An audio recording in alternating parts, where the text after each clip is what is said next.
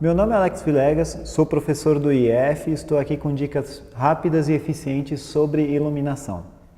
A dica de hoje é: sombreie, não ilumine. Normalmente pensamos na iluminação de uma forma positiva, no sentido de que estamos jogando luz e estamos olhando, prestando atenção o tempo todo no lado iluminado. Então, como o lado iluminado é sempre mais ou menos parecido, independente da fonte de luz que estivermos utilizando, a iluminação pode se tornar uma coisa meio confusa, especialmente no sentido que se refere a onde eu vou colocar a minha fonte de luz, que tamanho de fonte de luz eu vou utilizar, que potência, como é que eu vou trabalhar o meu contraste, enfim, uma série de questões fica bastante enigmática se a gente para pensar unicamente no lado iluminado. E aí, se pararmos para pensar, se a gente analisar bastante a questão, uma ferramenta bastante importante aparece para nós fotógrafos, que é o seguinte. Quando a gente olha para um objeto em duas dimensões, ele não traz informação nenhuma de profundidade. Para a gente isso não representa um problema. No mundo real, no mundo 3D, isso não representa um problema. Por quê? Se queremos saber alguma coisa sobre o formato, sobre a tridimensionalidade de um objeto, a gente muda um pouco o nosso ponto de vista. Então, por exemplo, eu pego um objeto como este fotômetro aqui.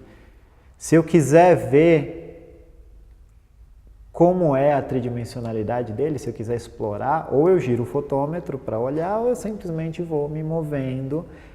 E aí eu percebo, por exemplo, que essa bolinha aqui, ela é tridimensional, o que é uma coisa que não aparece muito bem quando a bolinha está virada exatamente para o ponto de vista, exatamente para a câmera.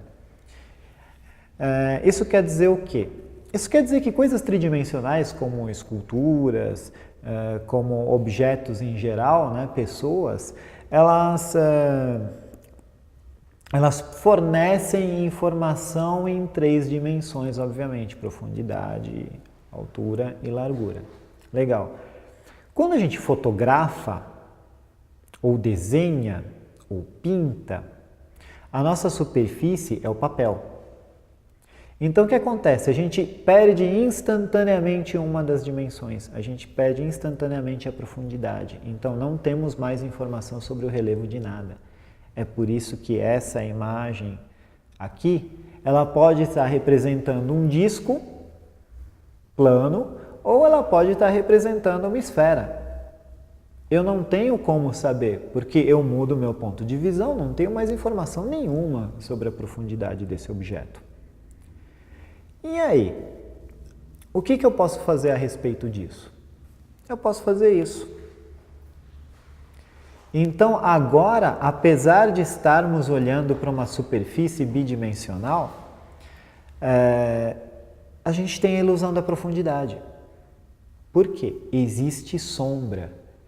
Então, este objeto agora apresenta um pequeno reflexo da fonte de luz, apresenta uma gradação de luz e sombra e até apresenta uma sombra projetada, o que indica que esse objeto não está suspenso no ar, mas está apoiado, por exemplo, em uma superfície como uma mesa. E isso tudo, toda essa informação, em uma superfície bidimensional.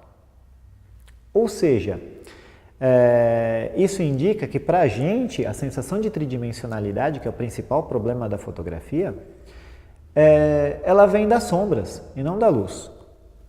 Quando eu falei que isso, essa criação de sombras, essa informação, essa transformação da profundidade em alguma coisa 2D, em algo que pode ser representado 2D, era um problema de fotógrafos, desenhistas, ilustradores e pintores, eu estou dizendo que a gente pode olhar soluções que esses outros camaradas têm utilizado. Então, um desenhista, ele não aprende a iluminar, ele aprende a sombrear. Ele aprende a esboçar, ou seja, a colocar os principais traços daquilo que ele pretende desenhar e em seguida ele começa a colocar a sombra, ou seja, ele começa a colocar estas superfícies, estas gradações de cinza, para que a gente tenha a ideia de qual é o relevo do objeto. Porque quando o objeto é iluminado a partir de uma determinada direção, ele projeta sombras. E essas sombras revelam muita coisa interessante sobre a tridimensionalidade. Então, por exemplo, se a gente pega este desenho aqui, temos todo um cuidado nas sombras. Então a gente tem uma luz que vem daqui de cima, projeta sombras, uma sombra curtinha marcada aqui no nariz, projeta a sombra do queixo, projeta essa lateral, projeta a lateral do nariz. Então toda a informação de relevo que existe aqui é dada pelas sombras. Então, na hora de fotografar, a gente precisa pensar como um desenhista. A gente precisa pensar como valorizar o nariz, como separar o queixo do pescoço, como iluminar ambos os olhos, como fazer desta parte do rosto uma lateral clara e não frontal. Então, esta sombra aqui, ela tem um papel muito importante no retrato, que é o papel de afinar o rosto.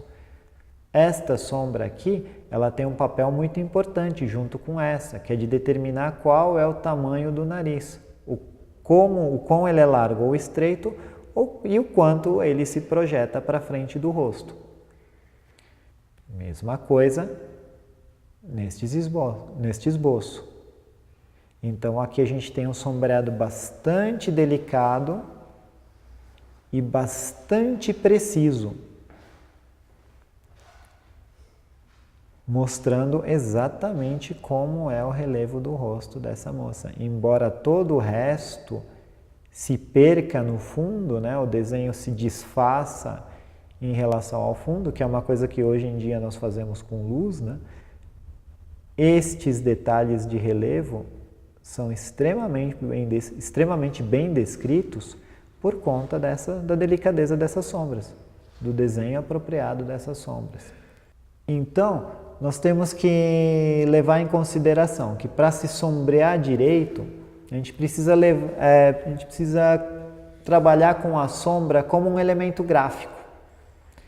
Então a sombra faz parte da composição, ela também vai desenhar, ela também vai fazer parte do rosto, ela também vai fazer parte do quadro.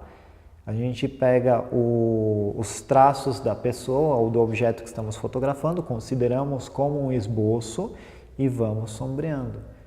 Então a qualidade desse sombreado tem que ser precisa, ela tem que ser pensada com precisão, como se estivéssemos trabalhando com um desenho a carvão ou qualquer coisa do tipo. Então, para sombrear, a gente precisa pensar na posição, que é a direção da luz, né, que vai determinar a posição das sombras, a gradação, o que faz com que as sombras sejam suaves ou mais marcadas, isso vai fazer com que trabalhemos com fontes de luz maiores ou menores. E por último, a densidade, que é o contraste entre o lado iluminado e o lado sombreado. Que a gente trabalha com normalmente com equilíbrios entre luz principal e luz de compensação. Então, se voltamos aqui aos desenhos, a gente percebe a gradação bem suave, a gente percebe a densidade, não é muito grande, e a gente percebe, por conta da direção das sombras, a direção da luz. A luz sempre vai estar oposta às sombras. Então, assim conseguimos determinar como, em parte, como uma foto foi elaborada, né? E em parte a gente consegue trabalhar de forma criativa, né? Fazendo o que se faz com o lápis aqui, fazemos com os nossos acessórios e com a câmera fotográfica. Um pouco de desenho é sempre bom. Então, eu recomendo muito esse livro para quem nunca pegou um lápis na vida.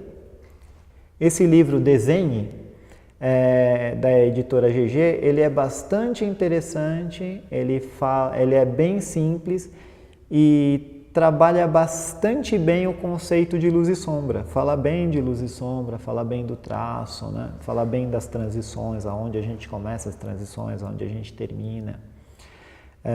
Vale a pena lembrar. A ideia não é virar um desenhista. Eu não desenho muito bem. Não é criar uma carreira de ilustrador paralela à carreira de fotógrafo, mas só entender como funciona, como é que a gente escolhe. Porque quando você começa a desenhar, quando você começa a estudar o desenho do rosto humano, existem alguns padrões, existem algumas tradições, até durante a história da arte, de mais ou menos onde se colocam as sombras, como se moldura o nariz, etc., como se moldura o queixo, como se separa o queixo do pescoço.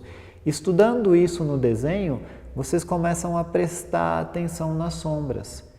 E aí, prestando atenção nas sombras, você não precisa saber esfumar, só precisa saber posicionar, por exemplo, um softbox para que se possa produzir um efeito parecido.